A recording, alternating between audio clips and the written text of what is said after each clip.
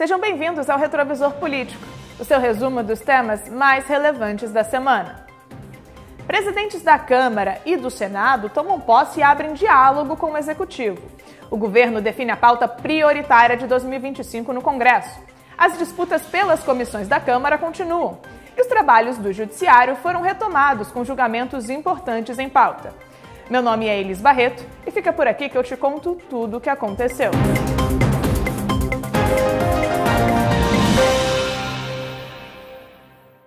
Os presidentes da Câmara e do Senado, Hugo Motta e Davi Alcolumbre, tomaram posse nessa semana.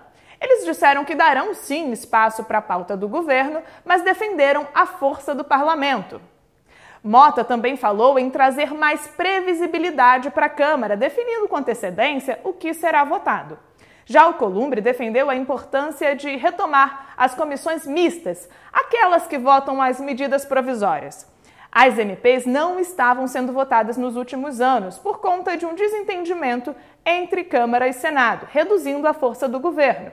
Mas o discurso dos dois presidentes tem um ponto em comum: a defesa das emendas parlamentares. O vice-presidente da ARCO, Cristiano Noronha, avalia que esse tema ainda deve gerar impacto na relação entre governo e Congresso. Na próxima semana, o presidente da Câmara, Hugo Motta, e do Senado, Davi Alcolumbre, vão se reunir com o presidente e também o relator do orçamento de 2025, justamente para tentar fechar um cronograma e acertar essa questão das emendas. E depois, os dois, Davi Alcolumbre e Hugo Motta, devem se reunir com o ministro Flávio Dino para discutir essa questão das emendas, que é isso que está travando a votação do orçamento. Vale lembrar que o ministro Flávio Dino marcou para o dia 27 de fevereiro uma reunião de conciliação, onde vai ter representantes do Congresso, o autor da ação, que é o PSOL, o representante do TCU, enfim, para discutir essa questão das emendas parlamentares. Os primeiros dias dessa nova gestão foram marcados por uma tentativa de melhorar a relação entre o Executivo e o Legislativo. O ministro da Fazenda, Fernando Haddad, por exemplo, intensificou o contato com o Congresso. Ele entregou à Câmara uma lista de 25 prioridades.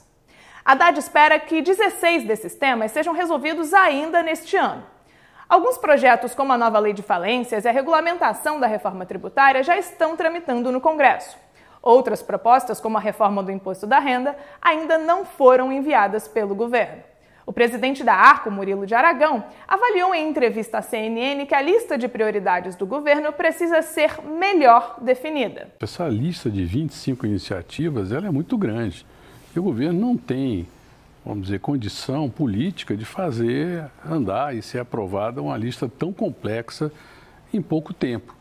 O que a gente vai ver é que o governo vai ter que tomar a decisão de escolher o que é prioridade, porque 25 itens não é prioridade em nenhum lugar.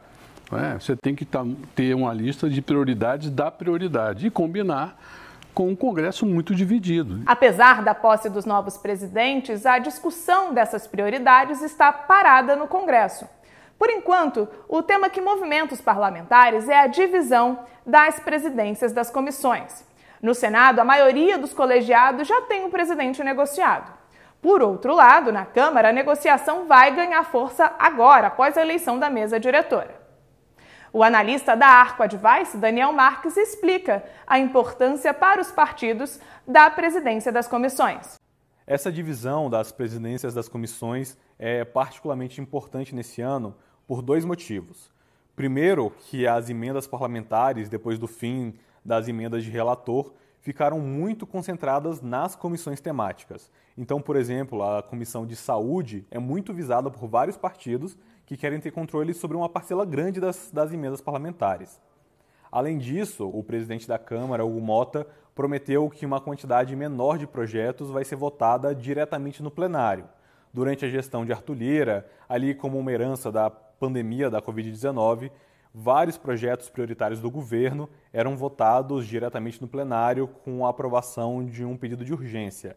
Agora, os presidentes das comissões devem ter mais controle sobre a agenda, sobre o que e quando vai ser votado. A semana também foi marcada pela abertura do ano judiciário. O Supremo tem na pauta desse ano temas que devem ter repercussão na política e na economia. como a denúncia contra o ex-presidente Jair Bolsonaro e a regulação das apostas online. O analista da Arco, Pedro Carvalho, destaca que alguns temas devem ter impacto para as empresas. Em 2025, o STF deve se debruçar sobre os processos de impacto tributário, especialmente aqueles que interferem na arrecadação do governo. Um dos casos que pode ser julgado é a isenção de lucro já tributado de filiais controladas por empresas brasileiras no exterior. O Brasil firmou tratados com países como Bélgica, Dinamarca e Luxemburgo para evitar essa bitributação. A validade desses tratados já foi confirmada pelo STJ, mas a decisão precisa ser revista pelo Supremo após recurso da União requerendo a incidência de imposto de renda sobre pessoa jurídica e também da CSLL sobre lucros dessas filiais. Esse foi o Retrovisor Político, o seu resumo dos temas mais relevantes na semana. Um ótimo fim de semana e te esperamos semana que vem.